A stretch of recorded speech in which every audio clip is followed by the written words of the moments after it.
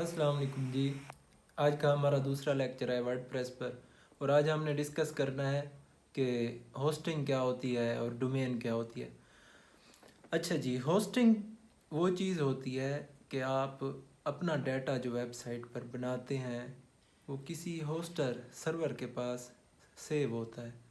तो मतलब अब आप कंफ्यूज हो गए होंगे कि यार हमने तो वर्डप्रेस पे या वेबसाइट जो बना रहे थे उसमें अपना ब्लॉग लिख दिया, या अपने प्रोडक्ट की इमेजेस लगा दी, या आप कोई वीडियो मूवीज़ वेबसाइट बना रहे थे उसमें मूवीज़ के लिए अपना मूवीज़ स्टोर कर दी। तो अगर 1 GB की मूवीज़ है या फिर 200 MB 400 MB का सॉन्ग है तो वो कहाँ स्टोर होगा। मतलब अब आपने अपलोड कर दिया लेकिन दूसरी जगह से कोई सर्च करता है उसके पास पहुंच जाता है, तो ये कहाँ स्टोर होता है। तो ये जहाँ पे ये डाटा आपका स्टोर होता है उसे बोलते हैं होस्टिंग। और होस्टिंग बहुत से प्रोवाइडर जो होस्टिंग प्रोवाइडर होते हैं वो प्रोवाइड करते हैं, जैसे गोडैडी हो गया, होस्टिंगर हो गया, नेम चीप हो गया।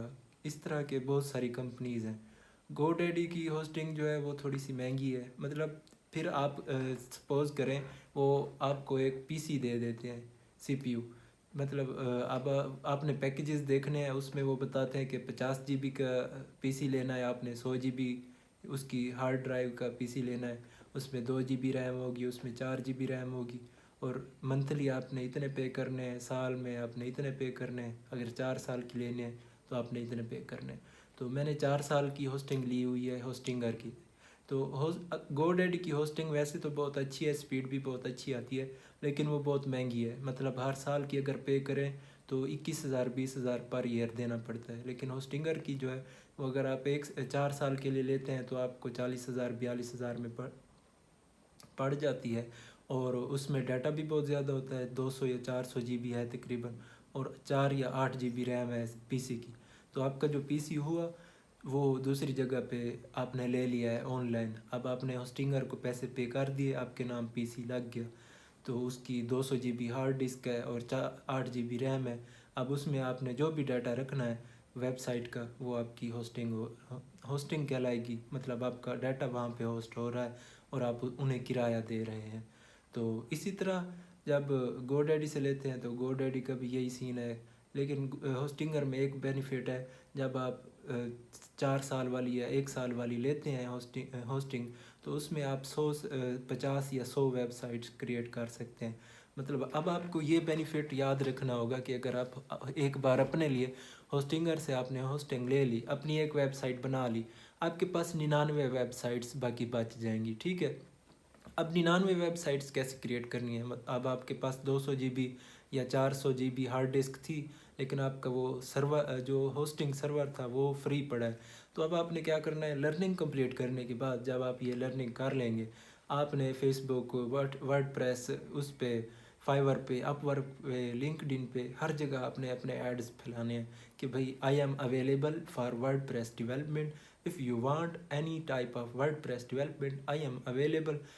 देन आपने लिखना है कि मैं I can create agency website, e commerce website, services website, portfolio website, इस तरह की ब्लॉगिंग वेबसाइट, मतलब इस तरह की जितनी भी वेबसाइट्स होंगी आपने फिर उसमें लिखना है।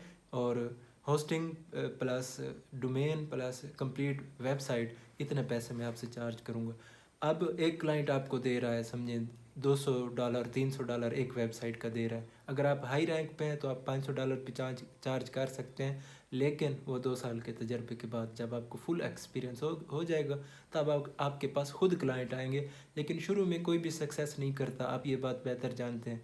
सक्सेस करने के लिए थोड़ा सब्र करना पड़ता है, थोड़ी मेहनत करनी पड़ती है। तब आपने एक क्लाइंट से $200 चार्ज किए, हालांकि आपने टोटल होस्टिंग 120 या $125 की ली हुई थी, जो कि 44,000 बनता था।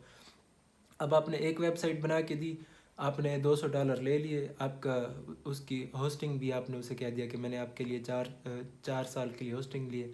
आप उससे होस्टिंग के पैसे अलग से चार्ज कर सकते हैं, वेबसाइट बनाने के पैसे अलग से। तब आपके पास 98 वेबसाइट्स की जगह बच गई।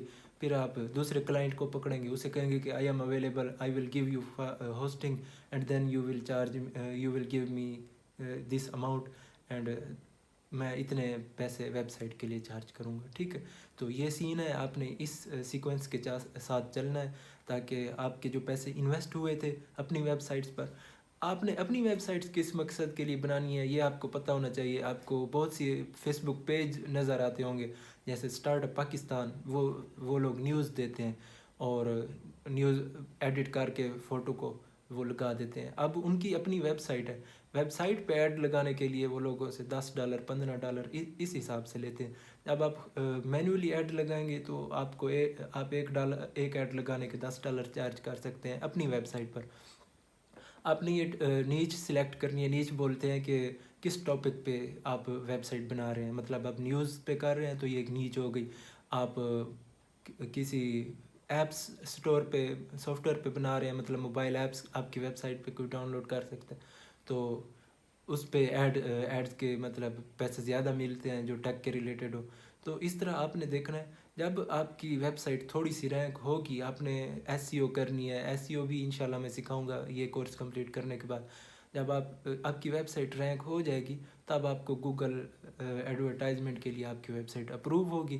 پھر آپ کو اپنی ویب سائٹ، آپ نے جس مقصد کے لیے ویب سائٹ بنائی تھی وہ مقصد بھی پورا ہوتا رہے گا، ساتھ میں گوگل ایڈورٹائزمنٹ سے بھی پیسے آتے رہیں گے. ٹھیک ہے، یہ بات آپ نے ذہن میں رکھنی ہے.